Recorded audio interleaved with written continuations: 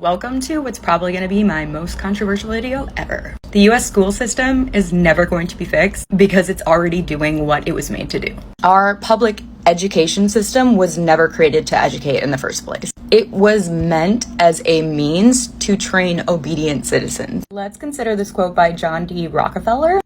I don't want a nation of thinkers, I want a nation of workers. Truth be told, I could go on with quotes like these, but here's the gist of it. Schooling and education are two different things. Do you ever wonder why you have to raise your hand in class? Why didn't they teach us how to do our taxes or manage our money? I will delete this entire account if you can tell me one person that uses the Pythagorean theorem. Teachers excluded, obviously. Now, why would we create an education system that teaches people to be smart enough to do what they're told, but not smart enough to question why?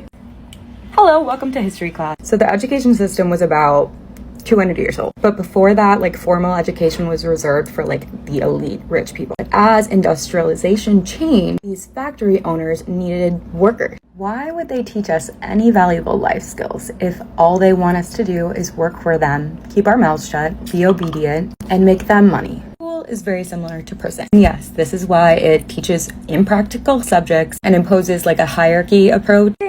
Bell ring. You move to where the schedule puts you. Boop. Bell rings again. You do as you're told. Everyone gets processed in the same way. And at the end of that assembly line, you get a certificate. Did anyone ever stop and think why school is mandatory? This is why.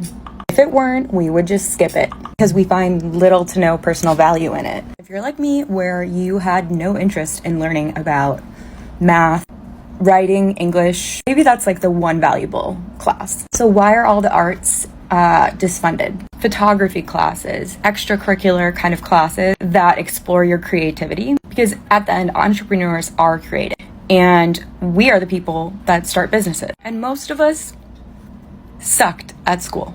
Anyways, bottom line, so this is why you end up with people that do their work because they have to do it to survive. This is why people hate their jobs. And the audacity for them to underpay teachers on top of everything. Don't even get me started about college. Another way to make money.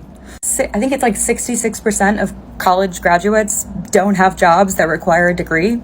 And then they keep us in debt the rest of our lives. Yay! Thanks, Obama. Schools aren't broken. We are. And it's because of them. Did you know that German high school